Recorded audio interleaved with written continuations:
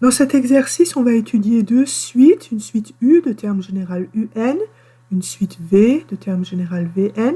Ce sont des suites récurrentes, c'est-à-dire qu'elles sont définies tout d'abord par la donnée d'un premier terme pour initialiser, le terme U0, le terme V0, respectivement. Et pour fabriquer les termes suivants, on a une relation de récurrence. Par exemple, pour connaître le terme U indice N plus 1, on le fabrique à partir du terme précédent U indice N, classique pour une suite récurrente. Mais ici, les deux suites, au lieu d'avoir deux suites qui coexistent en parallèle, là, en fait, on a des suites qui sont interconnectées, interdépendantes. C'est-à-dire que pour connaître dans la suite U le terme de rang N plus 1, eh bien, ça ne suffit pas de faire intervenir le terme d'indice N dans la même suite U. On va aussi aller chercher dans l'autre suite le terme de même indice N et on voit apparaître dans la formule le terme V indice N provenant de la seconde suite. Et c'est pareil pour la suite V. Pour obtenir le terme de rang N plus 1, V indice N plus 1, bien sûr ça fait intervenir Vn, le terme précédent dans la même suite, mais on va aussi chercher dans l'autre suite, dans la première suite, on va chercher le terme de rang N et vous voyez dans la formule UN qui intervient. Voilà, donc c'est comme s'il y avait un espèce de tressage à chaque étape. Pour chaque rang, il y a un tressage entre les deux suites. Alors on va étudier ces suites. Il y a différentes questions dans l'énoncé pour nous guider. Montrer que ce sont des suites à termes positifs. On pourra les comparer, UN plus petit que VN. On va étudier leur sens de variation et montrer qu'elles sont convergentes. Et finalement, on arrivera à obtenir que les deux limites sont identiques. Donc les deux suites différentes, qui sont interconnectées entre elles, d'accord, mais deux suites différentes et qui vont converger vers la même limite. Et en fait, on pourra dire que ces deux suites, ce sont deux suites adjacentes. Un petit peu de vocabulaire. Donc UN plus VN divisé par 2, c'est la moyenne arithmétique.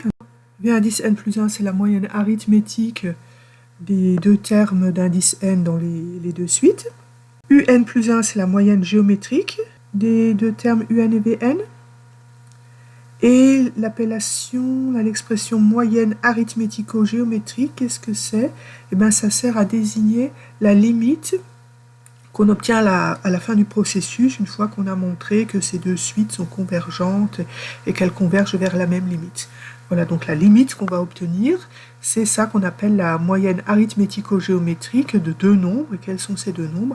Eh bien, ce sont en fait les points de départ, les termes initiaux, U0 et V0, qui avaient servi à amorcer la fabrication des termes des deux suites. Donc ces deux nombres-là, leur moyenne arithmético-géométrique, c'est la limite qu'on récupère en fin de processus.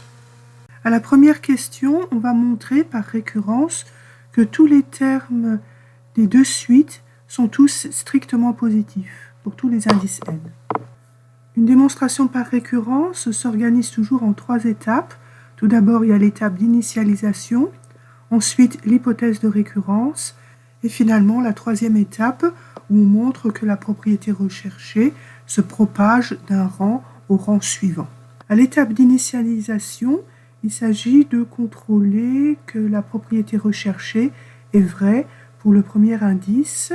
Donc ici, la première valeur possible pour l'entier n, c'est n égale 0. Et effectivement, pour n égale 0, c'est garanti par l'énoncé. Il suffit de relire l'énoncé en première ligne. On nous assure que, effectivement, U0 est positif, strictement, et V0 aussi. Donc c'est bon, la propriété est vraie au rang n égale 0.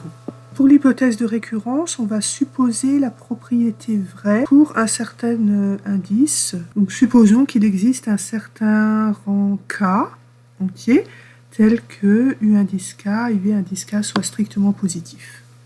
Alors notez l'astuce de rédaction qui consiste à changer de lettre pour l'indice. Sur la première ligne où on recopie l'énoncé, on avait utilisé la lettre n. Il s'agit d'une propriété qui est proclamée pour tout entier n, on ne sait même pas si elle est vraie. Tandis qu'ici, dans l'hypothèse de récurrence, on suppose la propriété vraie pour un certain indice, ne sait pas encore si c'est vrai pour tous les indices. Alors, pour montrer qu'on fait bien la différence entre ces deux formulations, on change de lettre pour désigner l'indice concerné. La différence fondamentale entre ces deux affirmations, c'est la même différence que celle qu'on a en logique. Quand on travaille avec les quantificateurs, il ne viendrait pas à l'esprit de confondre le quantificateur quel que soit et le quantificateur il existe. Donc pour bien montrer au correcteur que vous avez bien senti cette différence, eh bien l'astuce, tout simplement changer de lettre. Alors d'après l'hypothèse de récurrence, la propriété est vraie au rang K et il reste à montrer qu'elle va se propager au rang suivant, au rang K plus 1. Donc on va montrer maintenant que U indice K plus 1 est strictement positif et V indice K plus 1 aussi. D'après l'hypothèse de récurrence, on sait que UK et VK sont positifs. Eh bien la somme UK plus VK, elle aussi, sera strictement positive. Alors le 2 dans un rond, c'est un symbole pour représenter l'hypothèse de récurrence. Alors pourquoi 2 ? Eh bien parce que l'hypothèse de récurrence avait été formulée à l'étape numéro 2. Voilà, donc elle nous a permis d'assurer que la somme est positive. Si je divise par 2, évidemment, ça reste positif. Mais qu'est-ce que c'est UK plus VK divisé par 2 ? Eh bien, ça n'est rien d'autre que VK plus 1. Voilà, donc on a déjà un des deux résultats recherchés. De même, partant de deux nombres UK et VK strictement positifs, de nouveau, l'hypothèse de récurrence de l'étape numéro 2 nous assure que le produit UK-VK, lui aussi, sera positif strictement. Alors ça nous conduit à deux conclusions. Tout d'abord que la racine carrée de UK-VK est bien définie, puisque j'installe sous la racine un nombre positif. Et ça implique aussi une deuxième chose. Comme la fonction racine carrée est strictement croissante, je peux l'appliquer des deux côtés de cette inégalité. Donc je vais avoir la racine de UK-VK qui va être plus grande que la racine de 0. On conserve bien l'inégalité stricte parce que la fonction racine carrée est strictement croissante. Et ça, qu'est-ce que ça nous dit ? Eh bien, à gauche, la racine de UK-VK, ce n'est rien d'autre que UK plus 1, qui est donc strictement plus grand que 0. À la deuxième question, question B, on va réutiliser une astuce qui nous avait déjà servi dans d'autres exercices. En fait, il suffit de penser à l'identité remarquable x moins y au carré. On sait que ça se développe en x carré plus y carré moins 2xy. Donc une formule qui est valable pour tous les nombres x et y, réels ou complexes. Mais quand ces deux nombres x et y sont réels, en plus, on a le carré qui est positif. Donc le terme en moins 2xy, si on le fait passer à gauche, on va se retrouver avec du 2xy majoré par x carré plus y carré. Donc une formule valable pour tout x réel et pour tout y réel. Et pour obtenir la formule réclamée dans l'énoncé, ici, il n'y a plus qu'à diviser par 2, donc on va avoir xy majoré par x carré plus y carré divisé par 2. À la troisième question, on va obtenir une comparaison entre les termes respectifs des deux suites. Donc une comparaison qui sera valable seulement à partir du rang 1. Effectivement, pour n égale 0, U0, V0, ils sont classés n'importe comment. Donc UN plus petit que Vn, ça sera seulement à partir du rang 1. Alors pour obtenir ce classement, il suffit d'appliquer la formule qu'on vient d'obtenir à la question 2, à la question précédente. On va l'appliquer avec des choix particuliers de x et de y. Mettons pour x, on va prendre la racine carrée d'un terme de la première suite. Voilà, donc cette racine, elle est bien définie, l'écriture a du sens parce que à la première question, on avait bien contrôlé que tous les termes de la suite U, ils sont tous positifs, donc on peut l'écrire sous une racine. Voilà, donc on peut écrire ça pour n'importe quel entier K. Et pareil Pour y, on va prendre la racine du terme de même indice dans la seconde suite, la suite V. Donc là aussi, à la première question, on s'était assuré que tous ces termes VK sont positifs, donc on peut les inscrire sous une racine. Ce choix de X et Y a tout à fait du sens, les écritures sont bien définies. Donc maintenant, X carré, qu'est-ce que c'est? C'est UK. Y carré, c'est quoi? C'est VK. Donc dans le terme en majorant, je vais avoir UK plus VK divisé par 2. À gauche, j'ai quoi? J'ai racine de UK fois racine de VK. Et bien sûr, on peut les rassembler tous les deux sous une seule et même racine. Donc on aura le produit UK-VK sous la racine. Voilà, et là, si on regarde les formules permettant de définir les deux suites par récurrence, en majorant, on reconnaît quoi? On reconnaît V indice K plus 1. Et en minorant, c'est quoi? Eh bien, c'est U indice K plus 1. Et on a ça pour tous les entiers K dans N, c'est-à-dire tous les entiers démarrant au rang 0. Donc si maintenant on fait le changement d'indice N égale à K plus 1, voilà, donc comme ça on a bien l'écriture présentée dans l'énoncé, UN plus petit que Vn, simplement les entiers N ils vont démarrer à 1. La plus petite valeur pour K égale 0, ça correspond à N égale 1. Pour K égale 1, on a N égale 2, ça décale complètement, donc là on avait les entiers K à partir de 0, donc la formule elle sera vraie seulement pour les N à partir de 1. À la quatrième question, question D, on va montrer que chaque suite est monotone. Bon, il faudra distinguer est-ce que c'est monotone croissant ou monotone décroissant. Alors on va peut-être commencer par la deuxième suite, la suite V. Donc pour découvrir son sens de variation, je vais regarder la différence entre deux termes consécutifs, Vn plus 1 moins Vn. Alors par définition, Vn plus 1, c'est quoi? C'est Un plus Vn divisé par 2, moins Vn. Donc c'est quoi? C'est 2Vn divisé par 2. On rassemble tout sous un seul et même dénominateur 2. Donc il me reste 1 demi facteur de Un moins Vn. Et ça justement, on a des renseignements là-dessus grâce au classement qu'on a obtenu à la question précédente, un Un plus petit que Vn. Donc Un moins Vn, il va être négatif pour tous les entiers n à partir de 1. Donc la suite Vn va être décroissante, du moins à partir du rang 1. Donc en indice, je précise bien l'ensemble des indices, il faut démarrer à n égale 1. Voilà, donc les termes deviennent de plus en plus petits. On démarre avec V1, puis V2 il est plus petit, V3 il est plus petit. Voilà, donc on aura en fait tous les termes Vn, du moins pour n à partir de 1, ils seront tous plus petits que V1. Alors le V0, lui, où est-ce qu'il se place, ça on ne sait pas. Maintenant on va s'occuper de la première suite, la suite U. Et là aussi, on va comparer deux termes consécutifs. Donc là, au lieu de regarder la différence entre UN plus 1 et UN, on va regarder le quotient. Voilà, donc j'ai tout à fait le droit de mettre UN au dénominateur. Il n'est pas nul, hein. On a bien vérifié à la première question que les nombres sont positifs strictement. Là, le symbole d'inégalité stricte, il est important. Je mets tout sous une seule et même racine.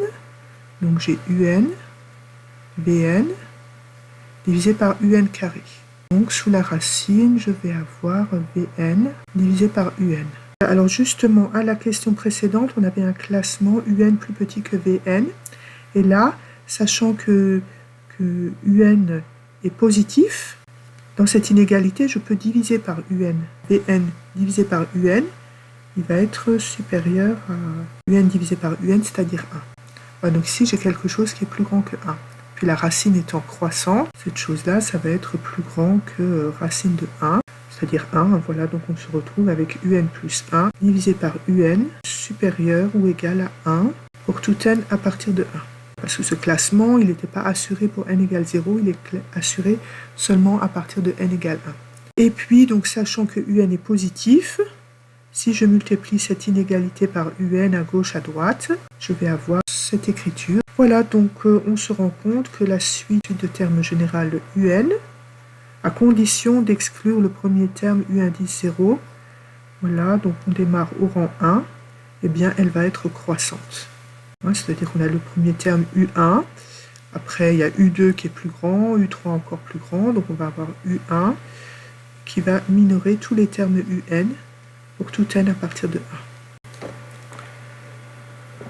1. Et maintenant, dernière question.